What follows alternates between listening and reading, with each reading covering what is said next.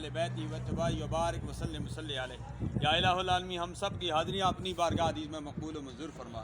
آج کی یہ جو افتتاحی تقریب ہے الکسوہ ماربل کے حوالے سے حاجی محمد ذوالقرنین صاحب نے یہ جو اہتمام کیا، یا الہ العالمین جس طرح یہ میلاد مصطفیٰ کے اہتمام شیوباغ میں ہر جگہ جاتے ہیں، یا الہ العالمین اس کو میلاد مصطفیٰ کے حوالے سے تیری بارگاہ میں عرض کرتے ہیں، یا اللہ اس کو میلاد کے حوالے سے قبول و منظور فرما۔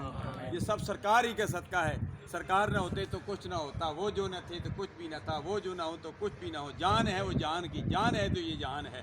یا الہ العالمین ہم سب کے علم و عمل میں، کاروبار میں برکت مہربانیاں فرما۔ یا الہ العالمین جو مانگا وہ بھی عطا فرما، جو نہیں مانگا مانگے عطا فرما۔ سرکار عبد قرار صلی اللہ علیہ وسلم کی تعلیمات پر عمل کرنے کی توفیق عطا فرما۔ حقوق اللہ، حقوق العباد کی پاسداری کرنے کی توفیق عطا فرما۔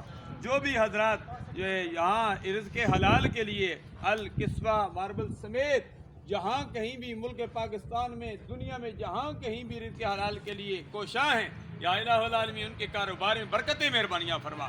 اس ملک پاکستان کو معاشی طور پر مضبوط بنا دے۔ اس ملک پاکستان معاشی طور پر اس وقت مضبوط ہوگا جب اس ملک پاکستان میں نظام مصطفیٰ صلی اللہ علیہ وسلم کا نفاذ ہوگا۔ یا اللہ جو مانگا وہ بھی عطا فرما، جو نہیں مانگا بن مانگے عطا فرما۔ جو آج کی اس تقریب میں آ گئے ہیں ان کی حاضری بھی، اور جو کسی مجبوری کی بنا پر نہیں آ سکے ان کی حاضری بھی مقبول و منظور فرما۔ ربنا تقبل منا انک انت السمیع العلیم وتب علینا انک انت التواب الرحیم۔ اللہم بارک لنا فی آلنا و مالنا و علمنا و عملنا و رزقنا و صحتنا۔